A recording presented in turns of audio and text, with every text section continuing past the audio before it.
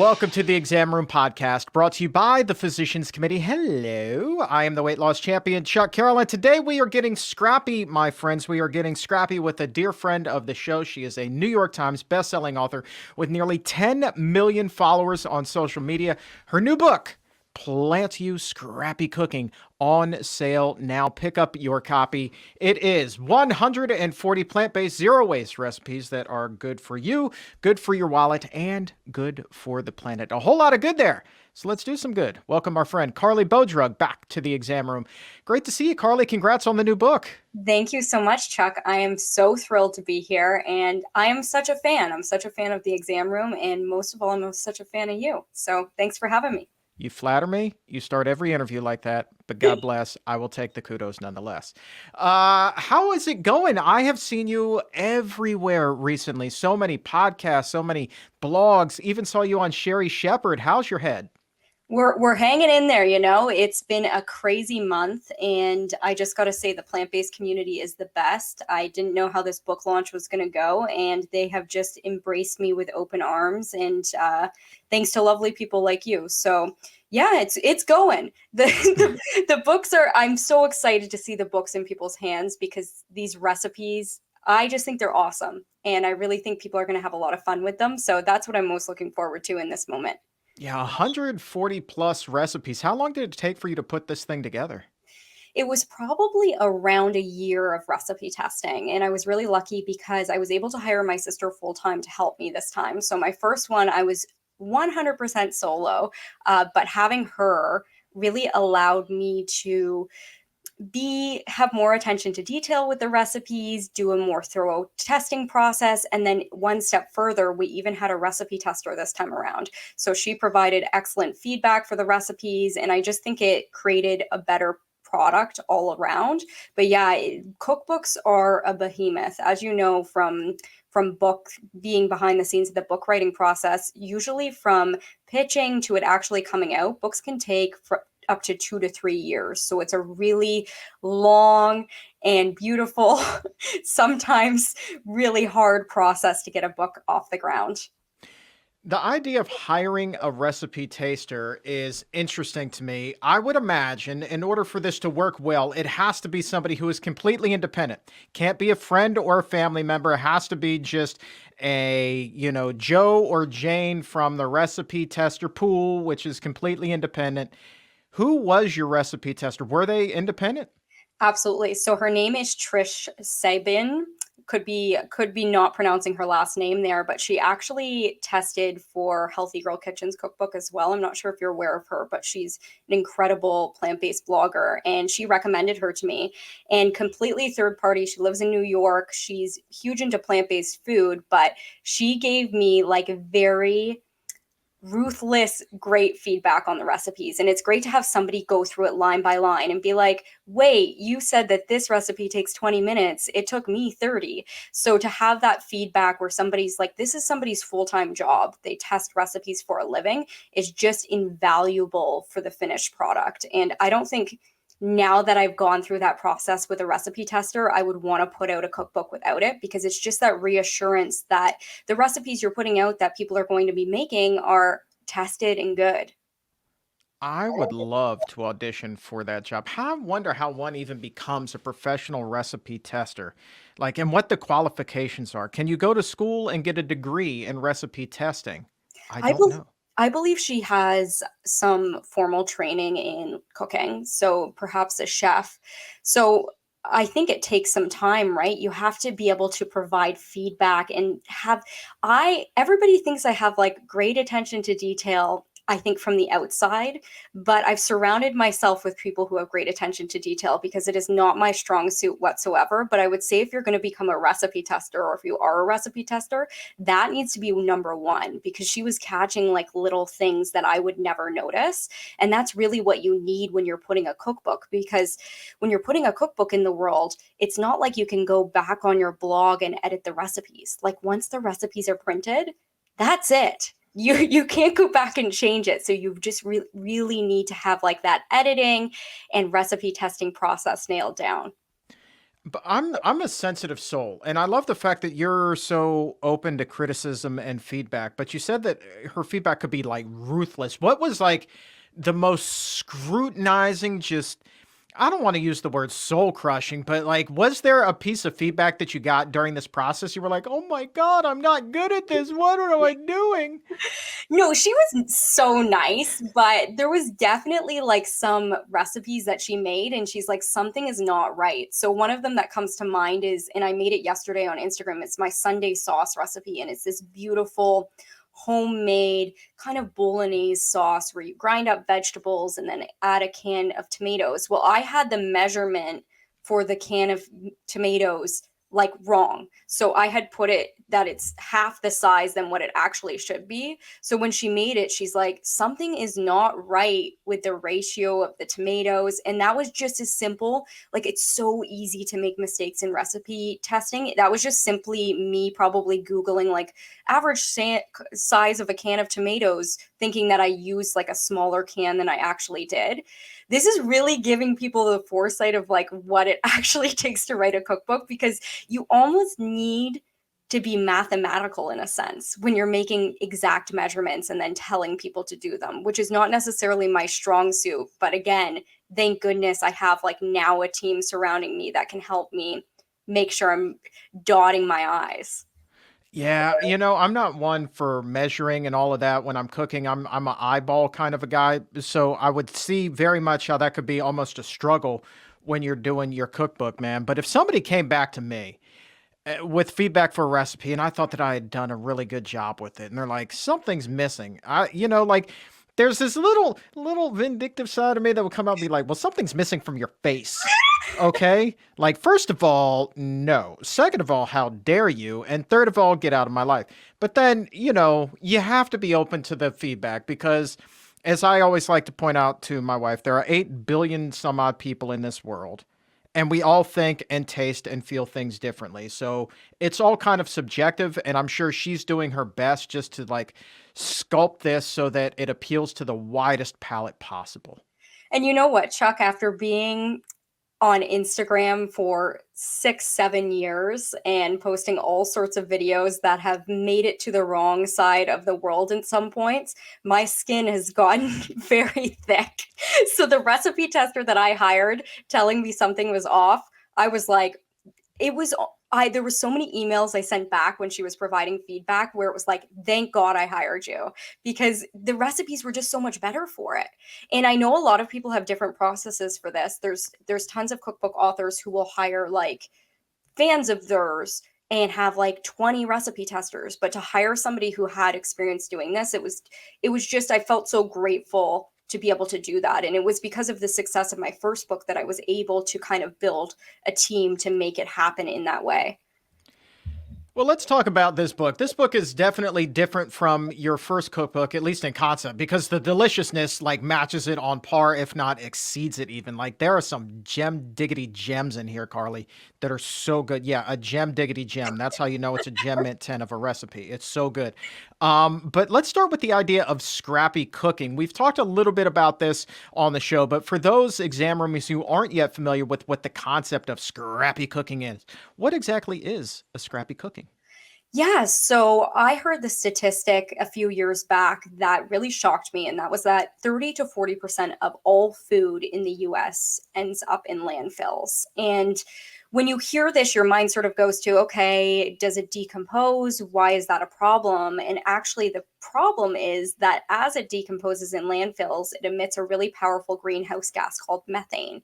And to put this into perspective, food waste actually contributes more emissions than the entire airline industry. So it's a really big problem for our planet. But not only that, grocery prices have just skyrocketed in recent years. And if we're throwing out up to 30% of our food as individuals, we're really missing the opportunity to cut down some of that inflation on our grocery bills. So I felt really inclined to start talking about this because it seemed to be this thing that nobody was discussing.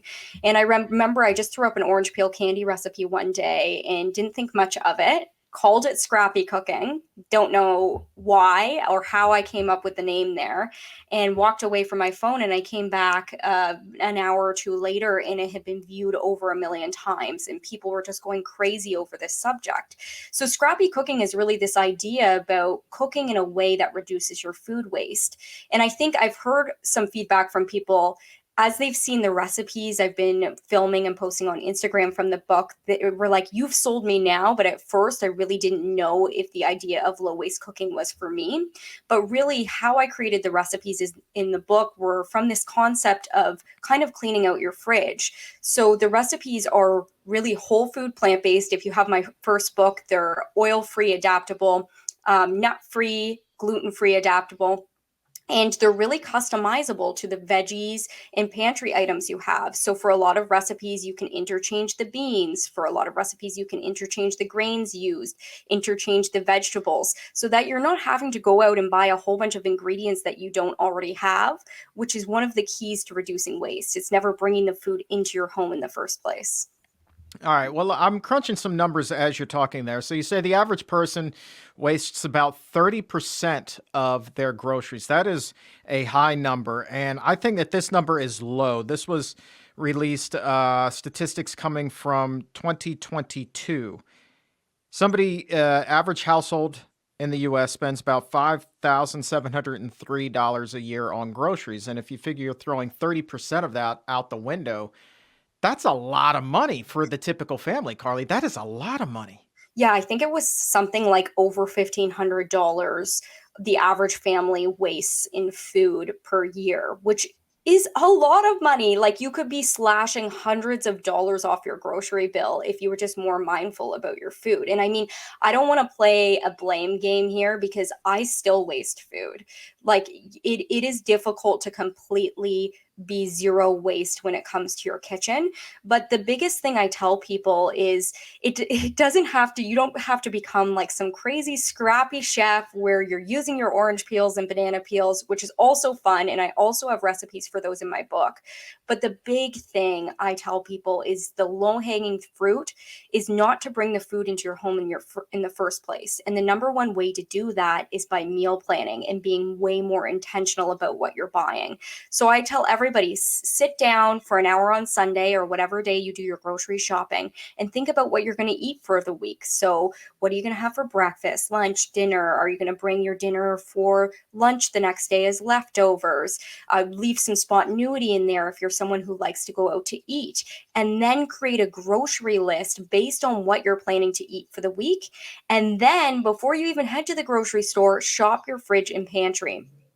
Look through your shelves, see what you have. I don't know how many bags of oats, Bob's Red Mill oats, we have gone to the grocery store and bought before we kind of put this system in place, because inevitably you end up at the grocery store, you haven't looked in your fridge and pantry, and you're overbuying. And then that creates waste because the food spoils before you can get to it. So the biggest thing I can tell people, and this really falls into healthy eating as well. Because if you're someone who's going to be more prepared and actually eat the food that your well-intentioned self bought, you're going to be eating way healthier. You're not going to be rushing through the drive-through, making something from your freezer. You're going to be cooking whole, healthy foods, which is what this is all about, the missing piece here. With meal planning, I think a lot of people, though, especially when they go on these diet plans, this is what used to throw me all the time, is that every meal was different. There wasn't a lot of leftovers on these meal plans, and it was like, but wait a minute. Do you know how much that's going to cost me in groceries? So when you're meal planning, how much do you account for making sure that there is an adequate amount of leftovers so you're not having to make 3 meals every single day? Yeah, for me, I am somebody who, before I was a food blogger full time, I was perfectly fine with eating the same lunch 3 days in a row, or eating the same dinner a couple of nights a week. And I think once you kind of get that through your mind, you're going to save a lot more money, and you're going to be eating healthier because, again, you're not kind of rushing through the drive-through or ordering a pizza at the end of the night. And so the big thing here is to be making extra. So a lot of the recipes in my new book can lend 4 to 6 servings. So depending on whether you're in a family or you're not, you could double the recipes, or you could just make the 4 servings so it can lend you for 4 meals. And that's really the key to meal prepping. And one of the things I made sure to include in my book as well is the storage instructions. So most of the recipes will last you 3 to 4 days. And there's some recipes that lend really well to this. So anything that is like curry based or stew, it'll almost taste better after sitting in the fridge overnight. And that's really what we want. And the other thing to consider if you are somebody who likes variety, which I totally get it, think about meals that can have overlapping ingredients. So one thing that I use often in my book, I try to think about, okay, what do I typically buy every week? What do I use in recipes? And one thing I really love to use in place of coconut milk or cashew cream is like a sunflower cream sauce. Sunflower seeds are really affordable. They're great for you. You can blend them up with a little water, lemon, maybe a little bit of nutritional yeast to make a cream. And that can be used as like just a salad dressing, a sauce over sweet potato and kale, or even in a soup to thicken or make it creamy. So if you can think about ways in which you can use overlapping ingredients, that's another key to cutting down on that grocery bill, and then also using the entire thing when you buy it. There you go. Do you remember ever going to the store and just being gobsmacked by the grocery bill? What's the biggest sticker shock you can remember? Oh man, I always say Costco, you can never go in there without spending $300. Like I will go into Costco and I'm like, okay, we have really great organic berries and greens in Costco. And I'm like, okay, I'm going to get like some berries. And then it's the marketing, right? Your eyes are going everywhere. You're like, oh my goodness, they have a new vegan product. Oh, that air fryer is on sale. And look, now their clothes are looking pretty cool. So Costco is the worst in that way, but you are buying bulk, so in a way it can help. It can help reduce your grocery bill. But there are some weeks, especially before I started being more mindful about waste as a cookbook author, where I could spend $300 and as you're checking out of the grocery store. It's just bonkers, especially in Canada. Canada groceries are crazy. How about you, where you Oh are? man, it's silly. You know, my wife and I, we rely way too heavily on Instacart. I guess maybe because we live kind of out in the country, and it's just I don't really feel like driving all the way out to the good grocery I store right love now. Instacart. I love Instacart. Huge fan of it. But you know what we didn't realize at first is that one, you pay a little bit more in a lot of stores. So the prices are higher in the app than they would be had you actually gone to the store.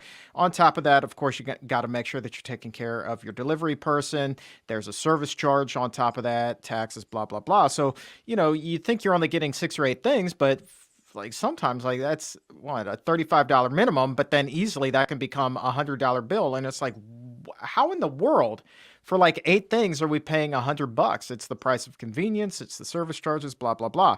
And that's kind of the trap that we fall into. And I have priced that where I will instead drive to a Food Lion and load up on things, and it's like a good $40 cheaper if I'm buying for the entire week. And it's like, you know, we really could, if over the course of 52 weeks, you multiply that by 40, you're talking about like over $2,000.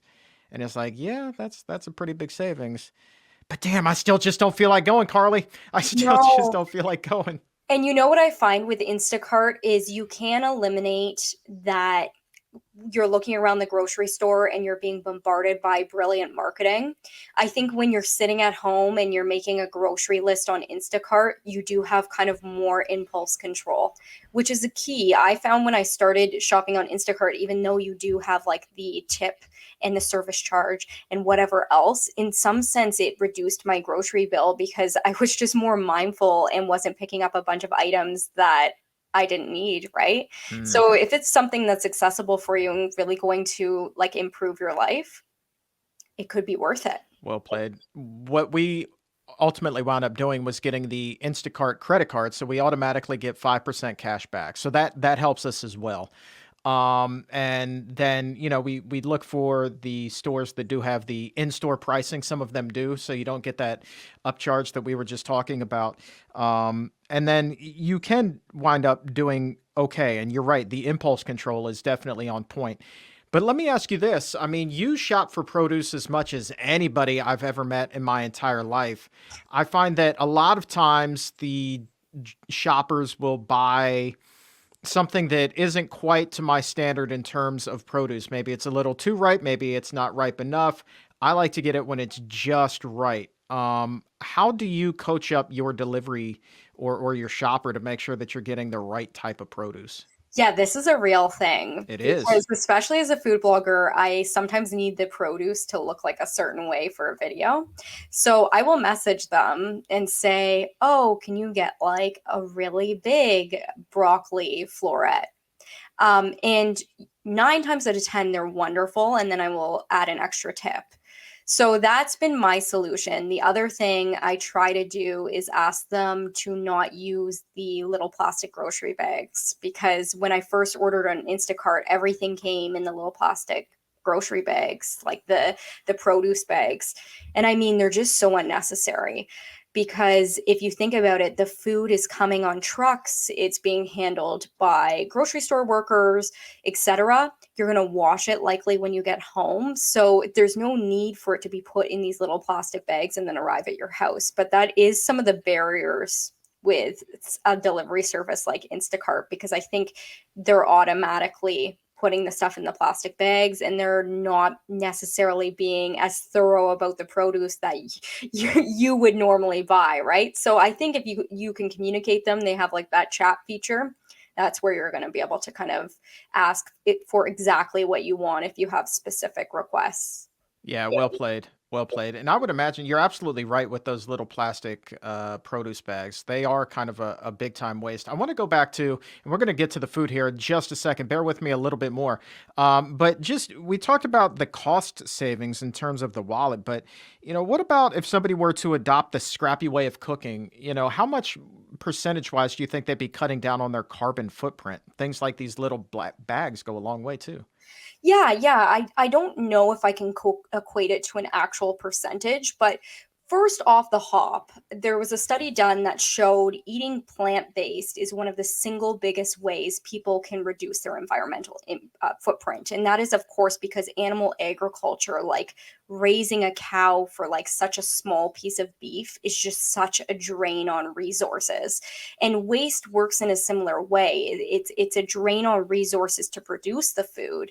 And then if you're wasting it and it's then decomposing in landfills and emitting methane gas, it's not a great thing. So if you're going to pair plant-based eating with reducing your food waste, I think that is the ultimate way out of anything else that you're doing that you can really be kinder to the environment. And again, you don't have to be perfect, but there's other ways that you can kind of go about this. Like I said, there's some unavoidable food waste. I am not a proponent of eating moldy food. I think once it's gotten to that point, it's time to say goodbye. But if you can compost, that's incredible. And I'm really lucky. I live in a city where we have a green bin program. So the city comes and picks up a green bin every week where you can compost and then they'll compost it for you. Often in places like New York City, they'll have compost drop-off areas. So reducing your waste, composting if you can, eating plant-based, in my opinion, just the most winning combination for reducing your individual environmental impact. Right. That's a good qualifier. I'm not a fan of eating moldy food either, so that's good. I'm glad that we're on the same page. That's probably why you and I get along so well.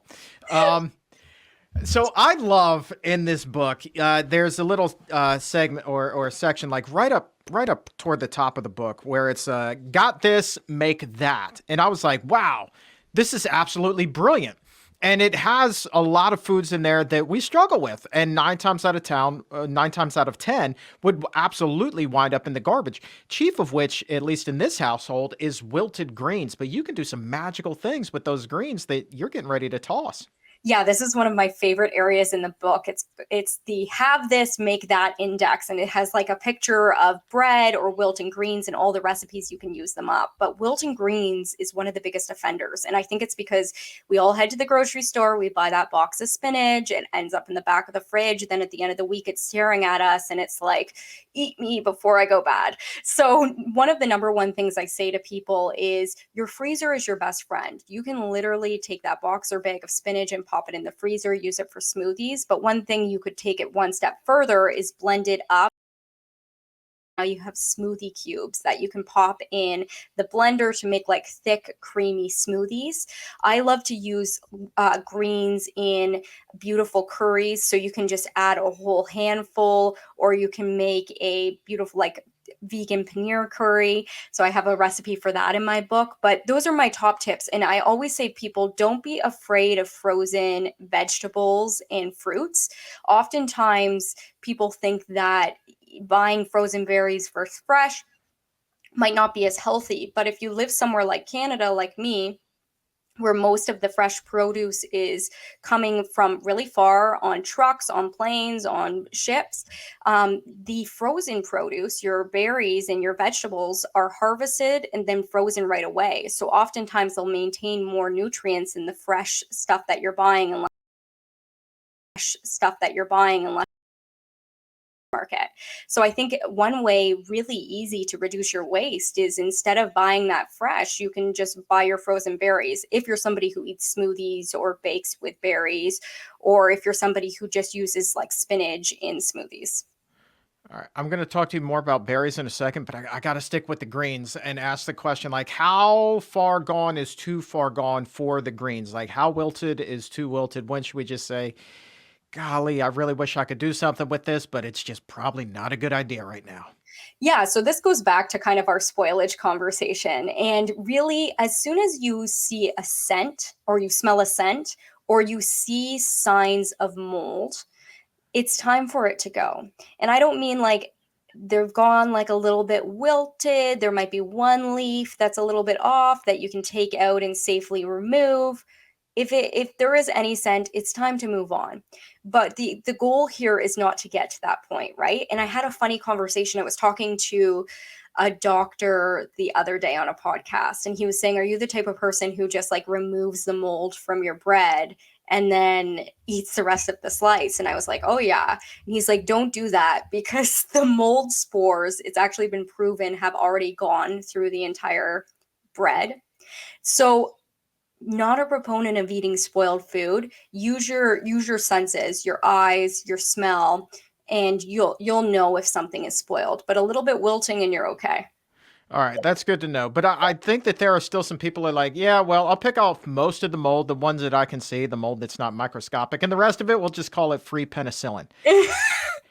I mean, there are people that are just gung ho for like all of that, and I think at some point, yeah, common sense definitely does have to kick in. But it's interesting you're talking about bread, because in this have this make that section, you say the number one wasted food is in fact stale bread, and you've come up with a bunch of different recipes for that. Before coming up with the idea of scrappy cooking, how much bread were you throwing away? I think the problem with bread, and we have found this in the past, is we'll go to like a sourdough bakery and we love fresh sourdough bread, but then you get it home and within a couple of days it's gone kind of hard. So that's the problem with bread, right? Is it just kind of becomes less edible very quickly. And it's, again, it's not necessarily moldy, but it's too hard to kind of eat a piece with your dinner. So what I love to do with it, first of all, you can make breadcrumbs. This is the easiest one. You blend them up with some dried parsley, maybe a little nutritional yeast, oregano, pop them in the oven, and you have beautiful breadcrumbs that you can use to bread tofu, put on pastas, soups, whichever else. The other thing I love to do, which I have in our breakfast chapter, is called a last week's loaf breakfast casserole. And it's really a spin on a French toast. And it uses this beautiful coconut vegan yogurt custard. And you tear up the stale bread, put it in a casserole dish, pour this beautiful custard over top, pop it in the oven, bake it. It rehydrates the bread into this beautiful breakfast recipe that has found new life. And then the final one that comes to mind is, of course, croutons. I'm a big fan of croutons in a salad. So same sort of thing. You just chop them up, maybe spritz with some vegetable broth, pop them in the oven, and you have the best croutons, homemade croutons of your life. And I even have an amazing panzanella salad, which is like a rock hard stale bread salad in the book that is beyond delicious. Is there any way to reconstitute stale bread? Can you steam it, add a little moisture back to it, and go back to town with sandwiches and such? I'm so glad you asked. So, one thing you can do with stale bread, if you've got like a nice baguette that has gone hard, is you can actually run it under water and then pop it back in the oven to dry out. So, you run it under water really quickly, not so like it's completely soaked, but just like a little bit of wet, and then kind of steam it in the oven. And what it will do is rehydrate that bread back to new. But then you want to eat it immediately after you do that, or it will go back to its original hard state. Okay, so are we talking? Do we want to wrap it in foil as well to kind of like capture that moisture and not let it steam out and dry out? And are we doing low heat, high heat here? What would you recommend? I put it in the oven at 400 degrees and I don't wrap it, but I'm sure you probably could. That might be the better strategy there. And then I just let it bake, let that water kind of evaporate. It will kind of steam in the oven anyways because it's already wet. And then around, you can check it at 10, 20 minutes and pull it out and it will be nice and soft. Let's go back to berries here. I'm so fascinated by this. So we were talking about frozen berries, and then we got to talking about wilted greens, and now I'm wondering, well, what about those berries that are just about to turn? Maybe they're getting a little bit of soft in certain spots. So one of the things that you have here in this section is mushy berries. So if your berries are getting a little bit mushy, what are some ideas that we can really turn to make sure that we're not just tossing them aside? Yeah, this is been a big problem in my household because my favorite fruit in the world is raspberries, but I find as soon as you get raspberries home, they can really start to go mushy very quickly, and then you don't want to necessarily eat them on your oatmeal. So one thing that you can do, which is a fan favorite of PlantYou, is make fruit leather. So this is really fun. You just blend them up again with little chia seeds, and it becomes smooth, and then pour it onto a sheet pan and dehydrate in the oven. You can also do this in the sun if you live in a place where there's not a lot of bugs around.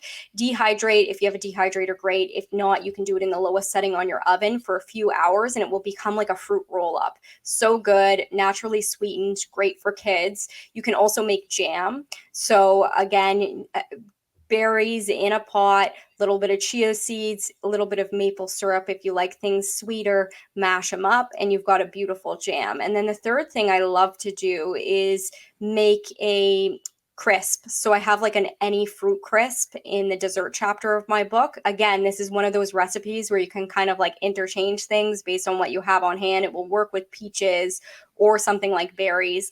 And you just put your fruit in a nice oven safe dish, add a beautiful crumble on there with oats and oat flour, a little maple syrup, and it becomes a beautiful dessert. I love the fact that you're talking about desserts because that appeals to a very wide audience. And people with the sweet tooth just love something sweet. And the fruit leather just reminds me so much of the fruit roll-ups that we would get as a kid, only yours much healthier. Obviously, none of the high fructose corn syrup, added preservatives, anything like that. Your fruit leather tastes 10 times better with about 10 times fewer ingredients.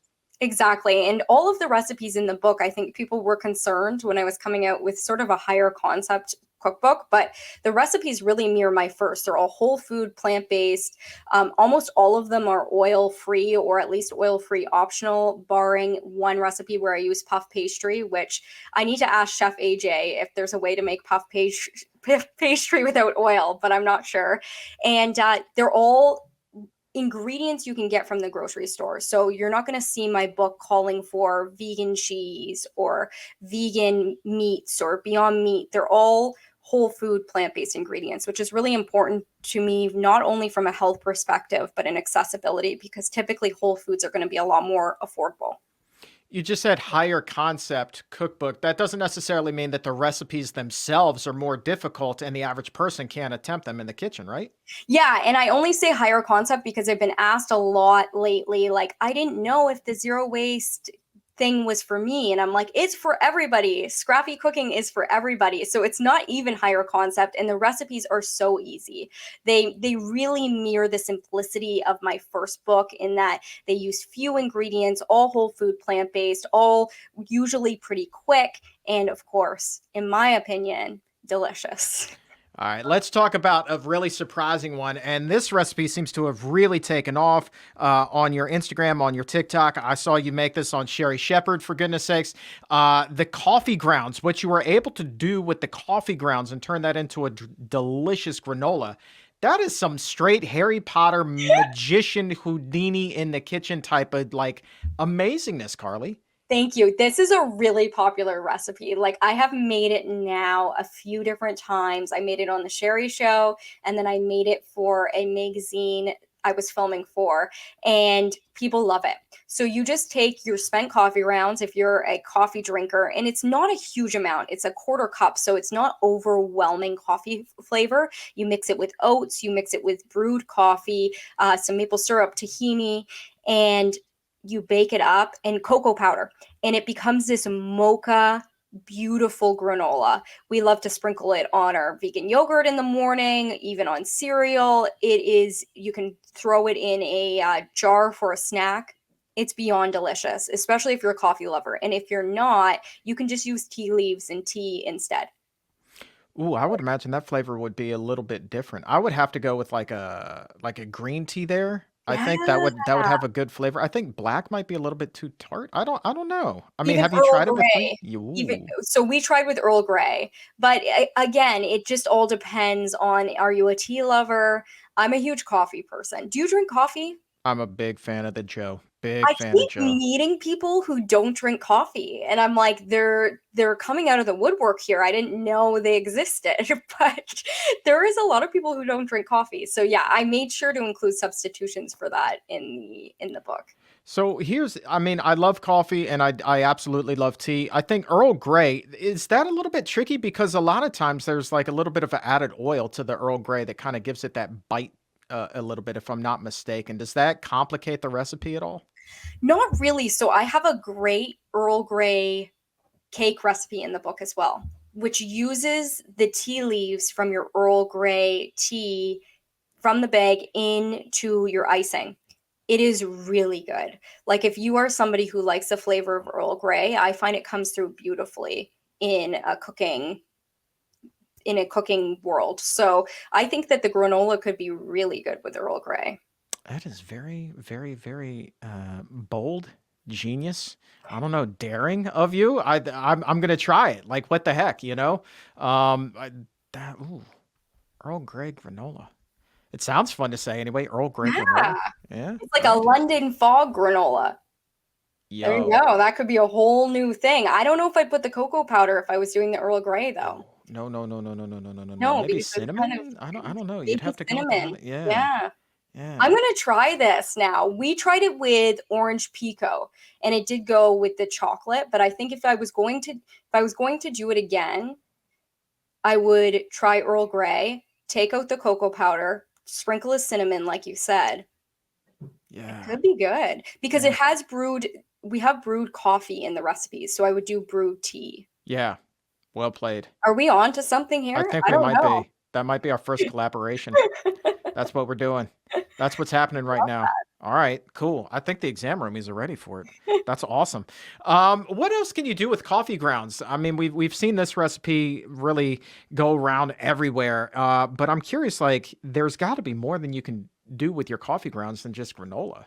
Yeah, so if you're not eating them, one thing people love to do, and I do all the time actually, is put them in a bowl, open in your fridge. And if you ever are someone who has put baking soda, like an open package of baking soda in your fridge, it's the same thing. It's a natural deodorizer. So it will suck up like scents of onion and whichever else. You don't want to eat it after this. But another fun way to use it. And then third is people will use it as plant fertilizer. So I am not people seem to think because I'm this scrappy cook that I am good at growing plants, but I am not at all. So use this tip with caution, but there are some plants who really love coffee grounds as fertilizer. So I've heard. And you can also use banana peels as well. So what you'll do is chop up banana peels, put them in water, let them soak overnight because banana peels have a lot of potassium and some phosphorus, which is in fertilizer. And then you can spray it on your plants. Yeah, and what I love about you, one of the many things I love about you is true to the zero waste concept here. There really is no coffee left behind because now we've got the grounds taken care of. But how often do you make a pot of coffee and there's just that one cup at the bottom of the pot that just doesn't get drunk for whatever reason? Exactly. You've got stuff for that too. Yeah, coffee can go into so many things. So again, we've got it in our granola, but I've also got it in desserts. So you can use coffee in place of milk in cookies. So I believe I have coffee in my hot chocolate cookies, one of the two cookie recipes. So really, if you're ever making a dessert recipe where it calls for like vegan milk or water, you can often just replace that with coffee if you're a coffee lover. And the cool thing about coffee is pairs really well with chocolate. So when you try this coffee ground granola recipe, it's actually called common ground granola. You'll find that the coffee flavor is not overwhelming, but you're going to get a beautiful chocolate flavor because it brings out those chocolate notes, which is I'm a huge chocolate lover, so it's a 10 out of 10 for me. You're not the only one. Yeah, so I know that it's in the Scrappy Cookie recipe that's in the book. But what caught me off guard was we're not just talking about desserts here.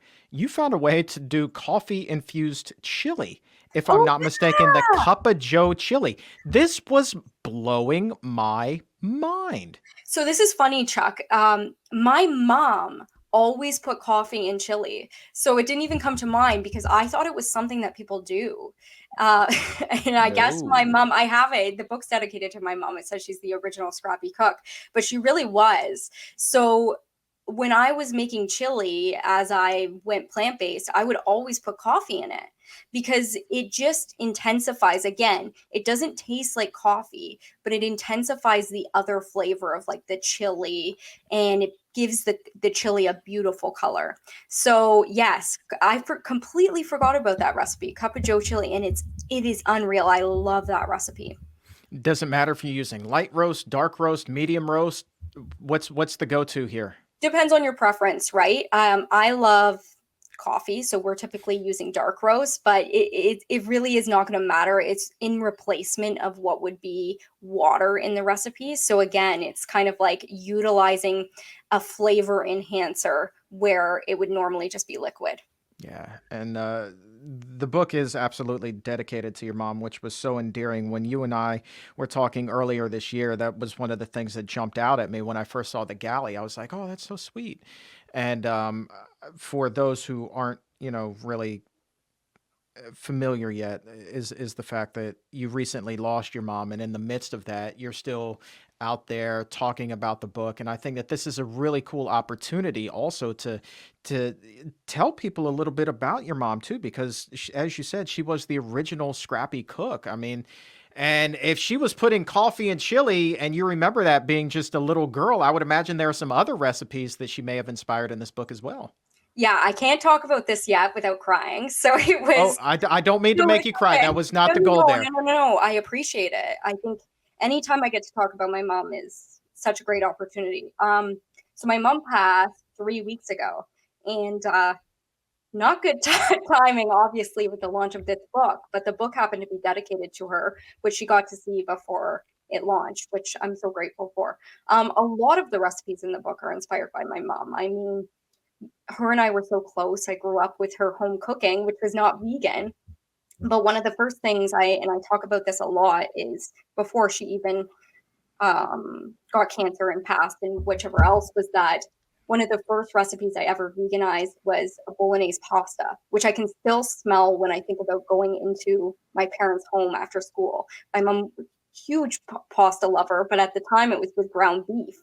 And that was one of the first things I veganized. And I took it one step further for this book in this Sunday sauce recipe because it's really just a killer bolognese recipe. But I think when you go plant-based, one of the most difficult parts that people don't talk about is you feel like you have to give up a lot of these nostalgic foods that you grew up eating or that are attached to your family or that are really important to you.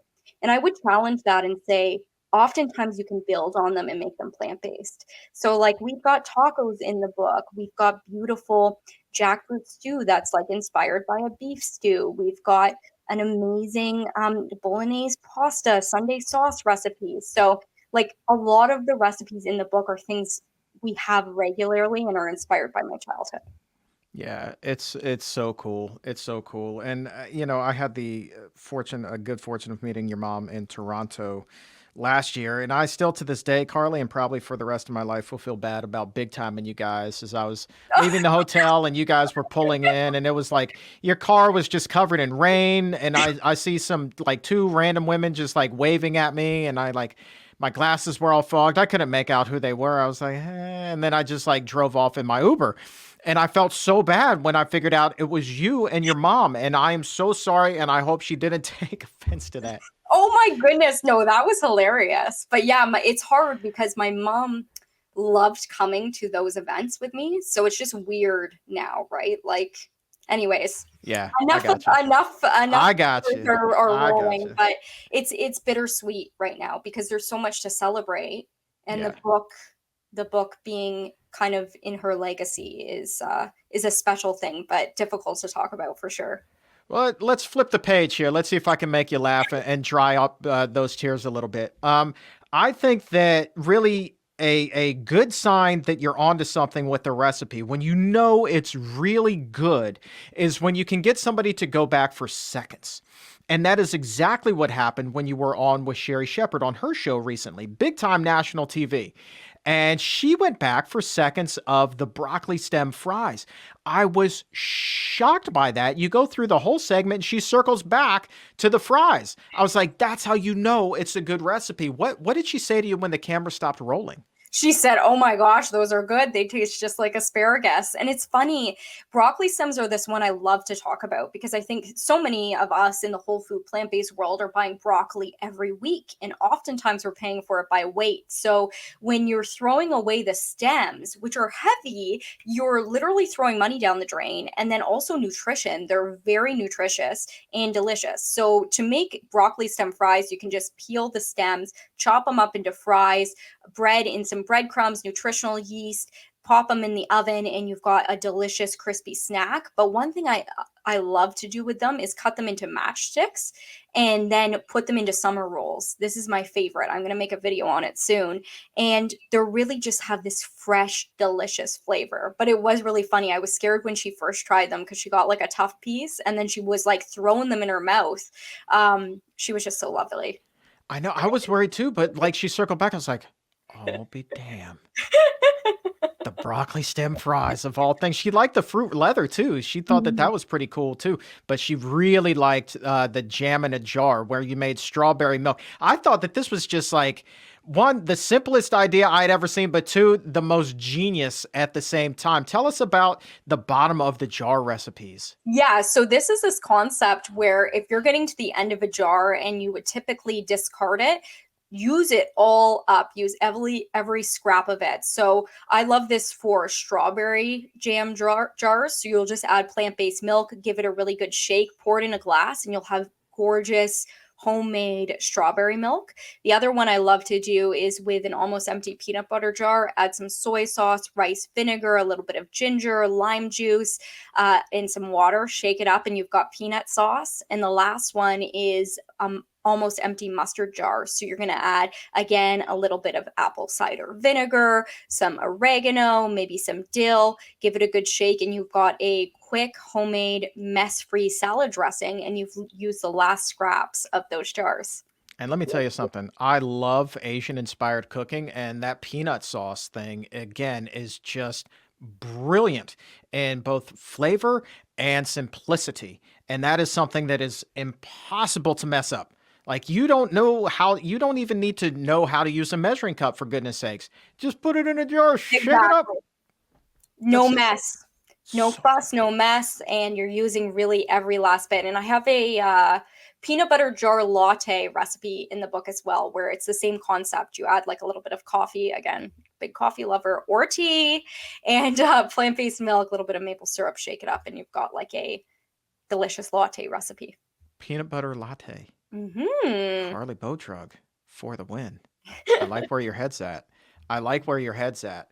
And I love what this book stands for. Again, over 140 plant-based zero-waste recipes that are good for you, your wallet, and the planet. The book, Scrappy Cooking, right there. Hey, look, you got your own copy too.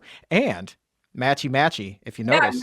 I'm wearing the outfit I wore on the cover. Yeah, I love it. Was that by design or is that just happy coincidence this morning? No, I'm trying to be in a green era. Like I'm like, might as well wear it. So I know. It works well. It's a cute outfit. I like it. I mean the book by itself. One, I love the color green anyway, but like it just pops off of the pages here. There's so much color in this book. The food, the fonts, just everything is so good. Dill pickle chips. I just stumbled on this one. This one's gonna get pickle made for my cousin juice. Woody. Yeah, Yeah. so good. Man, you are a mad scientist in the kitchen. I love it so much. Chuck. Congratulations on the new book and all of the success. I can't wait to see what's still to come. And my goodness, I'm so proud of you and how you continue to grow professionally, personally. You are an inspiration, my friend. Likewise. Thank you so much, Chuck. And thank you for having me on. I appreciate it more than you know. Of course. And I'm looking forward to catching up with you in Seattle at the Planted Expo. We just did the big one in Toronto, but we've got Seattle and Vancouver coming up. But Seattle, April 20th and 21st. You can pick up your tickets at plantedlife.com. Those are like top notch events. And I'm So not much saying fun. that just for the sake of saying that. Yeah, if you guys have never been to a Planted Expo, there's one coming up in Seattle and then Vancouver. And it's just all of these incredible plant-based vendors, restaurants. They all have samples for you to eat and take home. And then there's great speakers like me and Chuck. So come and join us. It's a plant-based party. We're going to have a grand old time, my friends. And then, by the way, Seattle area, stick around because Dr. Barnard's going to be speaking there on April 22nd at the Seattle Public Library, right downtown at the Central Branch. So make a long weekend of it. That'd be cool. If you want Unreal. to stick around, I'll get you tickets. Yeah. Unreal. Yeah. All right. Awesome. Good deals. Carleigh Bodrug, Scrappy Cooking. There's a link to pick up your copy in the show description, the episode notes, or head down to your local book retailer. Thanks, Carleigh. Appreciate you. Thank you, Chuck. Have a great day.